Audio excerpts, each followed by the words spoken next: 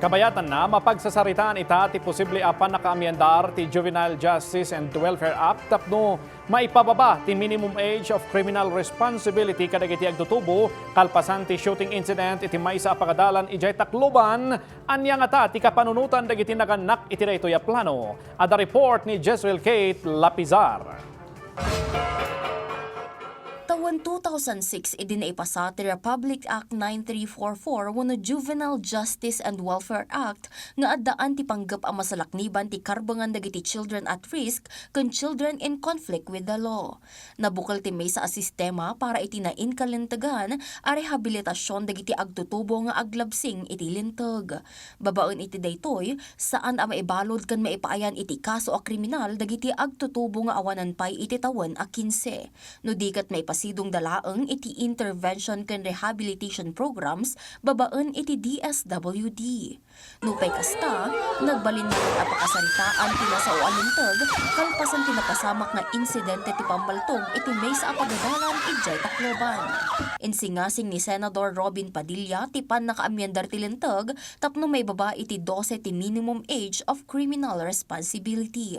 Sumagmamanumat kadagiti naganak ti mamati anasken a masukatan daytoyen para iti kinatalged dagiti anak da. Kas ken ni Manang Mar, asaan na a maibati ti anak na grade 3 ken urayan na daytoy aging gamalpas ti klase. Dapat talaga mabigyan ng aksyon yung gano'n kahit pa sabihin mong 12 years old o basta nakapatay. Paano naman kasi yung mararamdaman ng magulang na gano'n na lang yon, sorry na lang or baliwala na lang. Pabor matlaan ni Manong Sam iti daytoy. Kinunanaan nagboluntaryo pay daytoyan amang itulod ken mangsundo iti apo ko na tapno may pasigurado ti kinatalged daytoy. Masakit din sa loob ko na mawala. Wala na hintay mo na, kalatulan, naghihintay ka, tasunod na wala na.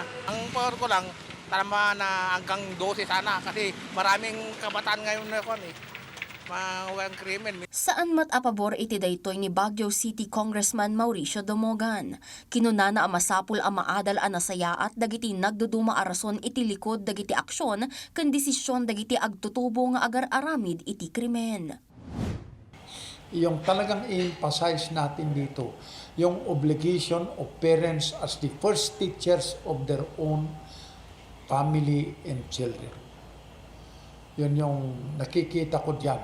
And then, yung possible na tingnan natin diyan, yung ito, which is easier said than done, yung effect ng itong technology natin, specifically the cellphone na ang dami yung lumalabas diyan na hindi dapat open sa ating mga kabataan.